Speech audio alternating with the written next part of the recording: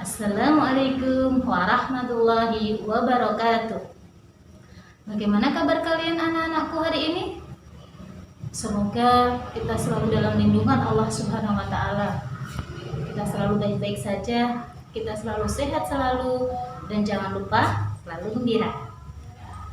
Di tengah pandemi COVID-19 ini, jangan lupa kita berdoa, kita selalu menjaga kebersihan, menjaga kesehatan, berdoa agar pandemi COVID-19 ini segera berakhir, agar kita semua bisa beraktivitas seperti semula, dan kalian bisa sekolah lagi. Amin, amin, ya robbal alamin. Oke, pada kesempatan kali ini, Bu Nur ada pantun loh. Setelah minum, gelas diletakkan.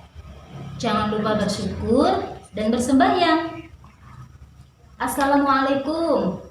Saya ucapkan, apa kabar kalian anak-anakku sayang?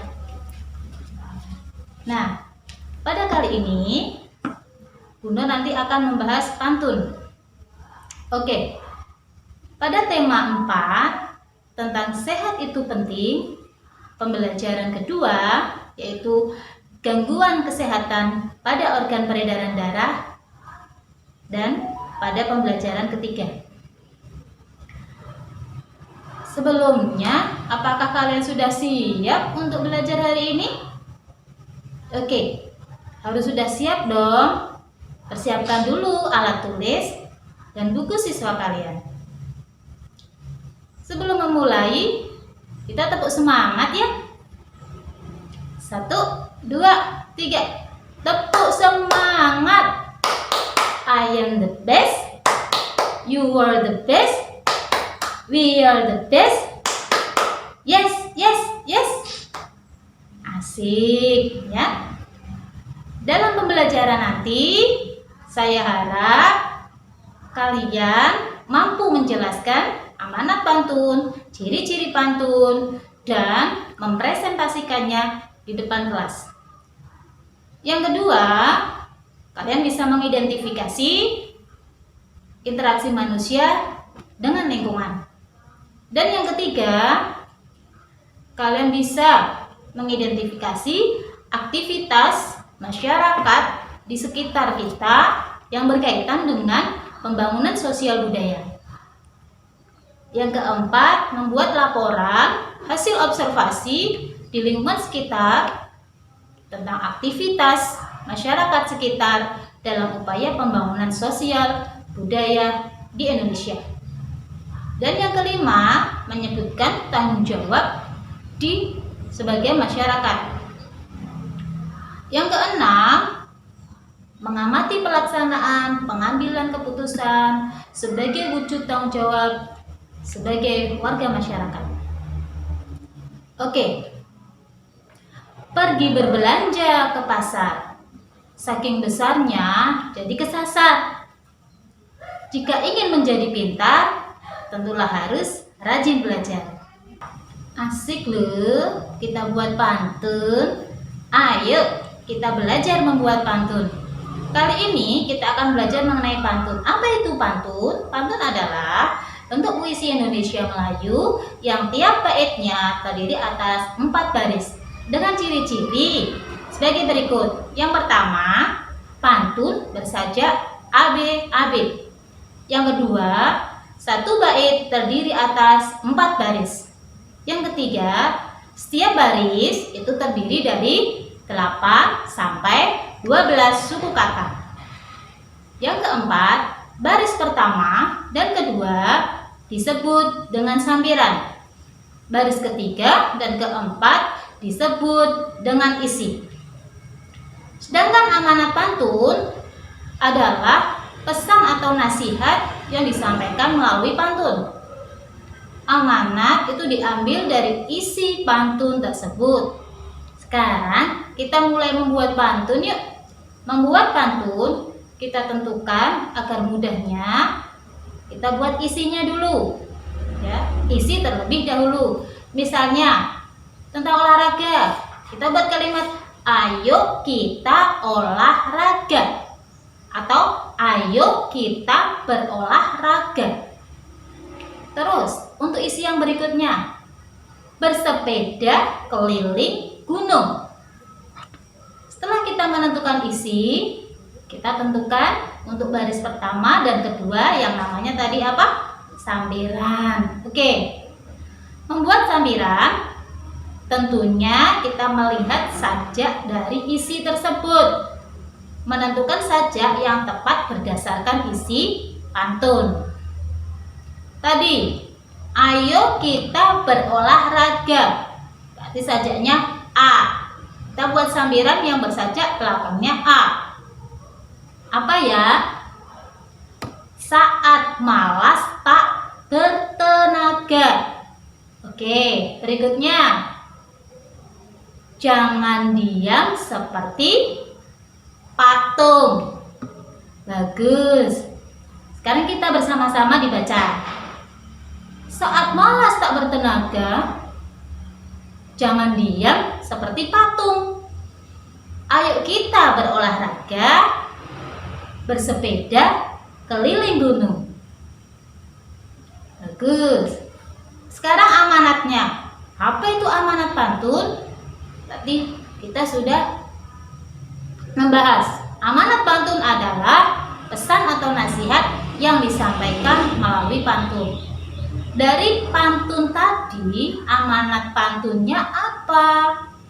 Tentang olahraga. Berarti kita berolahraga. Olahraga merupakan salah satu kegiatan untuk menjaga kesehatan. Nah, macam olahraga itu banyak. Salah satunya tadi bersepeda. Nah, jadi kita ulas. Amanat pantun tadi adalah berolahraga merupakan suatu kegiatan untuk kesehatan. Olahraga yang dapat dilakukan dengan berbagai cara. Salah satunya bersepeda. Tugas kalian kali ini membuat sebuah pantun. Kalian buat pantun dengan cara seperti tadi.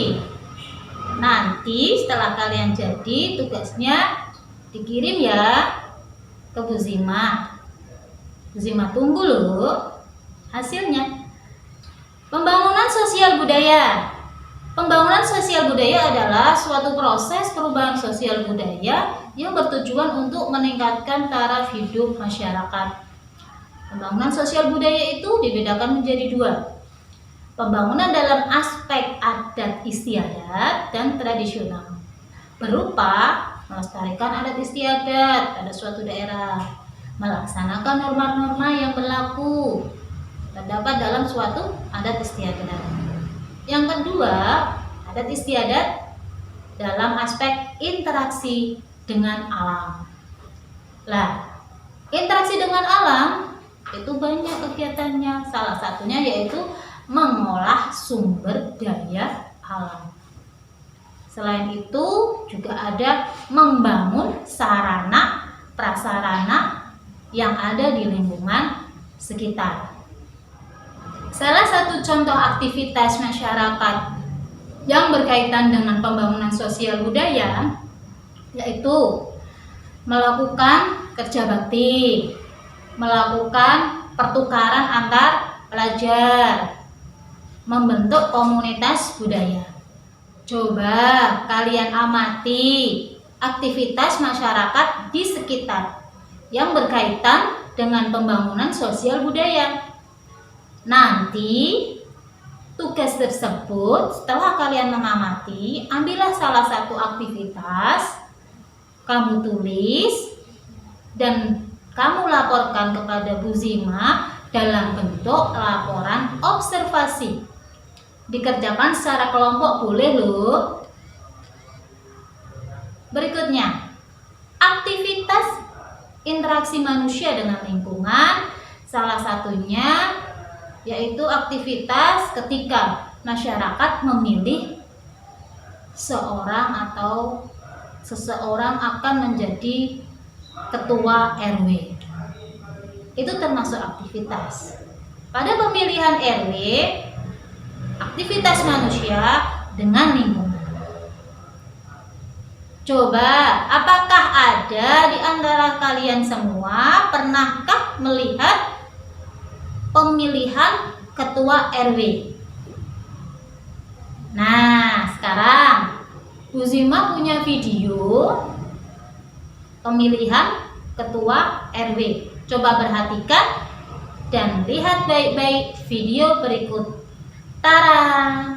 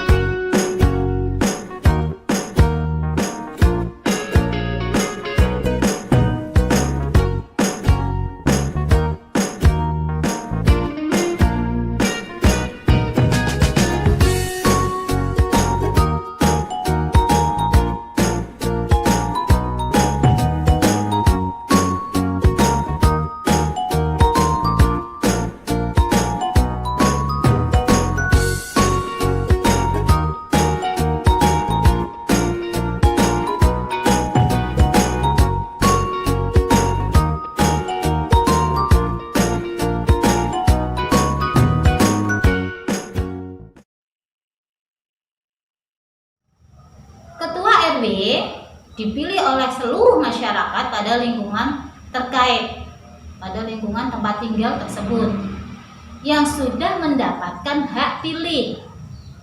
Sedangkan kalian, para anak-anak pelajar, bisa memperhatikan, bisa melihat, dan memahami bagaimana tata cara pemilihan ketua RW.